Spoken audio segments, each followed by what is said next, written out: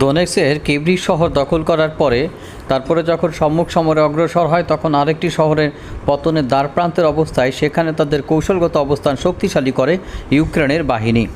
বন্ধুরা, ইউক্রেনের ওই জায়গাটিকে আবার ধ্বংসাত্মক হামলা চালানোর মাধ্যমে সেটিকেও ছত্রভঙ্গ করে দেওয়ার পর আরও দুটি শহরের দিকে অগ্রসর হয়েছে রাশিয়ার বাহিনী এবং সম্পূর্ণ দোনেৎস্ক এখন তাদের আয়ত্ত নেওয়া শুধুমাত্র সময়ের ব্যাপার মাত্র। দোনেৎস্কের কিভরি দখল করার পরে পরবর্তী শহরটি প্রচেষ্টায় অবস্থান করেছিল ইউক্রেনের শক্তিশালী বাহিনী, অর্থাৎ পেছন দিকে তারা ওখানে গিয়ে ঘাঁটি গাড়ে, কিন্তু সুনির্দিষ্ট সময়ের পূর্বেই সেখানে রাশিয়ান বাহিনী হামলার মাধ্যমে তাদেরকে পালাতে বাধ্য করে এবং সেখান থেকে তারা জীবন নিয়ে পালিয়ে যেতে বাধ্য হয়। অর্থাৎ দোনেৎস্ক সম্পূর্ণরূপে এখন তাদের দখলে চলে আসার ব্যাপারটি এখন ক্ষণগণনা বা সময়ের প্রহর গণনা ছাড়া আর কোনো কিছুতেই সীমাবদ্ধ নেই। আর এই ব্যাপারে মিস্টার ভলোদিমির জেলেনস্কি কী চিন্তা করছেন? সম্ভবত ইস্টার্ন ফ্রন্ট সম্পূর্ণরূপে ভেঙে পড়েছে এবং এখন আর তাদের আর কিছু করার নাই। বিভিন্ন অবস্থানে যেখানে ইউক্রেনীয় বাহিনীর বিরুদ্ধে রাশিয়ান বাহিনী হাত দিচ্ছে সেখানেই সোনা ফলছে। যেমন দোনেৎস্কের এই কয়েকটা শহর, মোট 4টি শহর অঞ্চল ছিল এখানে। বন্ধুরা, কিভরি দখলের পর প্রচেষ্টায় মূলত তারা ঘাঁটি গেড়েছিল, আর সেই ঘাঁটিটি সমূলে উৎখাত করার পরে পরবর্তীতে আরও 2টি শহর তাদের নখদর্পণে চলে আসে। এভাবে সম্পূর্ণ দোনেৎস্ক দখল এখন তাদের সময়ের ব্যাপার মাত্র, অর্থাৎ যে কোনো সময় সম্পূর্ণরূপে এটি দখল করার মাধ্যমে ইউক্রেনের কফিনে আরেকটি শেষ পেরেক ঠুকে দেবে এমনই মনে করা হচ্ছে মিস্টার ভ্লাদিমির পুতিনের রাশিয়া। তবে কার্স্ক অঞ্চলে এখনও ইউক্রেনের পরিকল্পনা মাফিক অভিযান চলছে বলে ন্যাটোর তরফ থেকে জানানো হয়েছে। বন্ধুরা, তারা সর্বমোট বিভিন্ন বিতর্ক বা তর্কমতে 1300 বর্গ কিলোমিটার এরিয়া দখল করেছে। এখন কার্স্ককে রাশিয়ার তরফ থেকে বলা হয়েছে সম্পূর্ণরূপে বেঁধে ফেলা হয়েছে ইউক্রেনকে, এবং ইউক্রেনকে বেঁধে ফেলার পর সেখানে প্রচণ্ড রকমের হামলার মাধ্যমে ইউক্রেনের অগ্রযাত্রাকে যেমন একদিকে থামিয়ে দেওয়া হয়েছে, তেমনি সেখানে অবস্থানরত ইউক্রেনীয় বাহিনী এবং সুমিত অবস্থিত ইউক্রেনীয় বাহিনীকে সুরক্ষা দেওয়ার জন্য যে আকাশ প্রতিরক্ষা ব্যবস্থাগুলো ছিল সেগুলোর উপর প্রতিনিয়ত আক্রমণের মাধ্যমে একেবারে তছনছ করে দিয়েছে ইউক্রেনের বিভিন্ন অবস্থান। বন্ধুরা, ইউক্রেনের এই দুর্দশার মধ্যে যুক্তরাজ্য তাদেরকে 650টি আকাশ প্রতিরক্ষা ভিত্তিক ক্ষেপণাস্ত্র দেওয়ার ঘোষণা দিয়েছে। এখন কোন ধরনের আকাশ প্রতিরক্ষা ভিত্তিক ক্ষেপণাস্ত্র যুক্তরাজ্য ইউক্রেনকে দেয় সেটি হলো দেখার বিষয়। বন্ধুরা, আকাশ প্রতিরক্ষার ক্ষেত্রে দুর্বলতা প্রচণ্ড আকারে ফুটে উঠেছে ইউক্রেনের। সম্পূর্ণ ইস্টার্ন কমান্ড এই মুহূর্তে তছনছ, অর্থাৎ তাদের প্রতিরোধব্যূহ টোটালি একেবারে ভেঙে পড়েছে এবং এখন ইউক্রেনের পূর্বাঞ্চলে তেমন কিছু করার আছে বলে মনে হয় না। ইউক্রেনের শীর্ষস্থানীয় সামরিক কমান্ডারদের তরফ থেকে ব্যাপারগুলো স্পষ্ট আকারে স্বীকার করা হয়েছে এবং হুঁশিয়ারি উচ্চারণ করা হয়েছে, যথাযথ পদক্ষেপ বা ব্যবস্থা গ্রহণ করার যদি ব্যর্থ হয় ইউক্রেন তাহলে আরও চরম বিপদে পড়তে পারে। দোনেৎস্ক দখল করার পর ইউক্রেনের মধ্যাঞ্চলের দিকে অগ্রসর হবে বা ইউক্রেনের আরও ভেতরের দিকে অগ্রসর হবে রাশিয়ান বাহিনী, এমনই মনে করা হচ্ছে বা বিভিন্ন সামরিক তথ্যভিত্তিক অবস্থানগুলো বিশ্লেষণ করে জানা যাচ্ছে। ন্যাটো এখন একটাই ট্রাম্প কার্ড হাতে রাখার পরিকল্পনা করছে। দোনেৎস্ক অঞ্চল তারা পূর্বেই ছেড়ে দিয়েছে বলে মনে করা হচ্ছে। ইউক্রেনের president mister Volodymyr Zelensky Donetsk বা পূর্বাঞ্চল বা ইস্টার্ন কমান্ড নিয়ে তাদের তেমন কোনো মাথা ব্যথা আপাতত দেখা যাচ্ছে না। এখন ব্যাপার হচ্ছে ওখানে আমরা পারবো না, ওখানে শুধু শুধু যাতাযাতি করে কোনো লাভ নাই। বন্ধুরা, শুধুমাত্র দোনেৎস্ক না তো, উত্তরাঞ্চল, দক্ষিণাঞ্চল থেকে শুরু করে পূর্বাঞ্চল সব জায়গায় তো তাদের চরম ধরনের একটি বিপদ রেখা সামনের দিকে আসছে।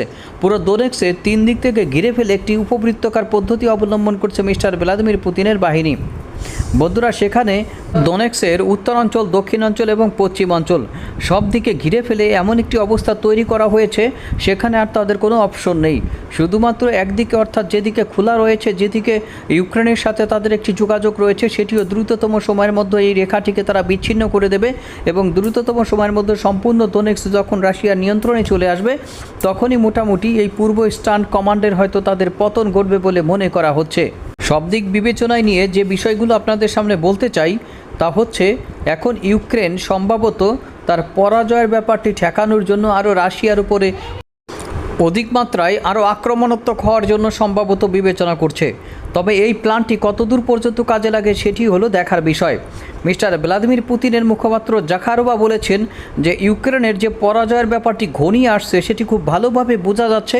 কয়েকটি ব্যাপার বা ইন্ডিকেটর আপনারা যদি লক্ষ্য করেন তাহলে সেটি হচ্ছে, ইউক্রেন এখন পশ্চিমাদের কাছে রাশিয়ার ভেতরে আঘাত করার সমরাস্ত্র চাচ্ছে এবং সেই অনুমতিটি চাচ্ছে। সকল ফ্রন্টে পরাজয়ের দ্বার প্রান্তে পৌঁছে গিয়ে অতিমাত্রায় আক্রমণাত্মক এবং বেসামরিক অবস্থানের উপর হামলার পরিমাণ বৃদ্ধি করেছে ইউক্রেন। এই ব্যাপারটি রাশিয়া ধরতে পেরেছে। আর এই ব্যাপারগুলো ধরতে পেরে রাশিয়া মূলত তার হামলার পরিমাণ না কমিয়ে আরও 1,90,000 সৈন্য রিক্রুটের ঘোষণা দিয়েছে। এর মাধ্যমে মিস্টার ভ্লাদিমির পুতিন সৈন্য ফরমেশনের ক্ষেত্রে কার্স্ক রিজনে অন্য ফ্রন্টলাইন থেকে সৈন্য সরিয়ে না এনে অন্য ফ্রন্ট লাইনগুলো শক্তিশালী রাখার মাধ্যমে পূর্ব ইউক্রেনে প্রতিনিয়ত চাপ বৃদ্ধি করাই হচ্ছে ইউক্রেনের বিরুদ্ধে রাশিয়ার বর্তমানে সমর কৌশলের অন্যতম একটি দিক। অর্থাৎ দোনেক্স এবং লুহানস্ক অঞ্চল নিয়ে আপাতত তারা কোনো আপোষ করতে চাচ্ছে না। বন্ধুরা, ভবিষ্যতে কার্স্ক রিজন দখল করার মাধ্যমে ইউক্রেন এখানে সওদা করার একটি মনোভাব পোষণ করেছে। তা হচ্ছে, তুমি যদি ক্রাইমিয়া এবং লুহানস্ক, দনবাস এই অঞ্চলগুলো বা দোনেক্স না ছাড়ো, ভবিষ্যতে আমি কার্স্কও ছাড়বো না। অর্থাৎ আলোচনার টেবিলে রাশিয়াকে চাপে রাখার কৌশল হিসেবে ইউক্রেন এই কার্স্ক রিজন দখল করার একটি সুনিশ্চিত পরিকল্পনা গ্রহণ করেছে, এ বিষয়ে কোনো সন্দেহ নেই। তবে এই কার্স্ক রিজন দখলে রাখতে হলে তাদের যে চরম মূল্য দিতে হবে, সেই মূল্য দিয়ে কতদিন পর্যন্ত তারা কার্স্ক রিজন ধরে রাখতে পারবে সেটি হলো দেখার বিষয়। কার্স্ক রিজনে প্রতিদিন যে পরিমাণ সৈন্য মারা যাচ্ছে সেটি বর্ণনাতীত। এখানে যে পরিমাণ ট্যাঙ্ক এবং হাম্বিজান উড়িয়ে দিচ্ছে রাশিয়ান বাহিনী, সেটি আসলে তাদের মূল্য দিতে হচ্ছে কার্স্ক রিজন দখলের চেয়ে বেশি। বন্ধুরা, দনবাস অঞ্চলের যে ঘটনা বলছিলাম, সেখানে প্রতিনিয়ত রাশিয়ান বাহিনী সম্মুখ সমরে যে বিজয়ের স্বাক্ষর রেখে সামনের দিকে এগিয়ে চলছে, সেখানে তারা একদিনে বা 24 ঘন্টার ব্যবধানে প্রায় 1950 জনের বেশি সৈন্যকে হত্যা করেছে। অর্থাৎ সেই দনবাস অঞ্চলে ওখানে যারা ছিল, যারা পালিয়ে বাঁচতে পেরেছে প্রাণে বেঁচেছে, যারা পালাতে পারে নাই তারা সম্মুখ সমরে বা ঘোরটোপের মধ্যে পড়ে প্রায় 2000-এর কাছাকাছি ইউক্রেনীয় সৈন্য এখানে আত্মাহুতি দিয়েছে বা রাশিয়া তাদের হত্যা করেছে। যুদ্ধকালীন সময় এই সকল ব্যাপারগুলো খুবই স্বাভাবিক বলে ধরা হলেও প্রচুর পরিমাণে সৈন্য হারিয়ে ইউক্রেনীয় বাহিনী এখন এমন চাপে পড়েছে যে তাদের ফ্রন্টলাইনে সৈন্য ফর্মে সেই চরম আকারের একটি সমস্যা দেখা দিচ্ছে। কোথায় কতজন সৈন্য দিবে বা ফ্রন্টলাইন রক্ষা করার ক্ষেত্রে কী পরিমাণ সৈন্যের প্রোটেক্ট থাকা দরকার, সেটি এখন তাদের কাছে নেই। তারা এখন এই কার্স্ক অভিযানেই তাদের মূল পরিকল্পনা বা বদ্ধ পরিকল্পনা আবদ্ধ করেছে। আর অন্য পূর্ব ওয়েস্টার্ন ফ্রন্টগুলো টিকলো কি না টিকলো সেটি তাদের গুরুত্বের মধ্যে তেমন একটা আছে বলে তাদের বর্তমান কার্যক্রমে পরিলক্ষিত হচ্ছে না। তবে ইস্টার্ন কমান্ড ভেঙে যদি টোটালি ইউক্রেনের মধ্যাঞ্চলের দিকে অগ্রসর হয় রাশিয়া বাহিনী, তাহলে তারা কিভাবে ঠেকাবে সেই উত্তর এবং সেই সমরাস্ত্রভিত্তিক কৌশলগত মাত্রা কি তাদের কাছে আসে? মিস্টার ভলোদিমির জেলেনস্কি শুধুমাত্র অন্যের ভূমি 1000 থেকে 1200 বর্গ কিলোমিটার বা 1300 বর্গ কিলোমিটার যতই দখল করুক না কেন বা যতটুকুনি দখল করুক না কেন, শেষ পর্যন্ত কি তারা এই দখল ধরে রাখতে পারবে রাশিয়ার বিরুদ্ধে যুদ্ধ করার মাধ্যমে?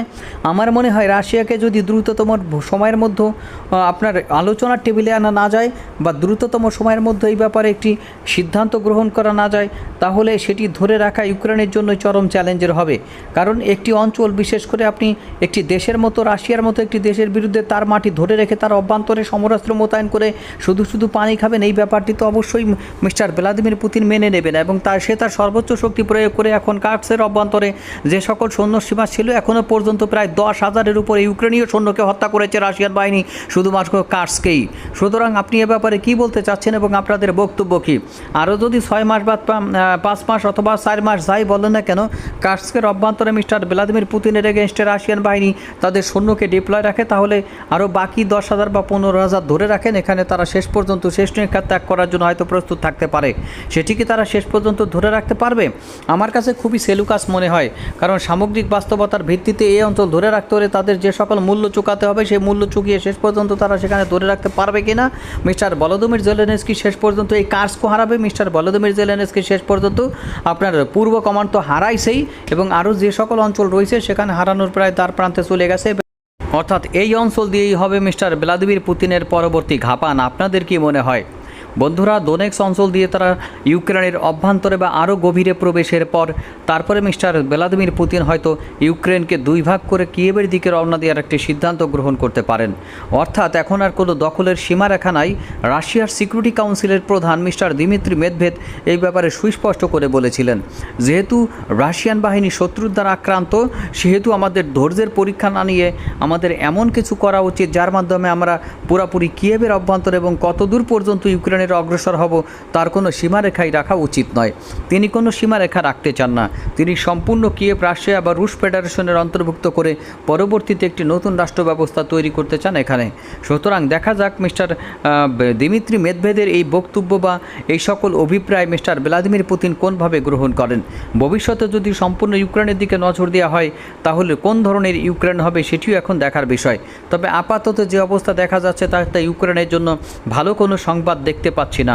পরবর্তীতে আমাদের সাথেই থাকুন নিশ্চিত আপডেটগুলো পেতে চাইলে। ধন্যবাদ।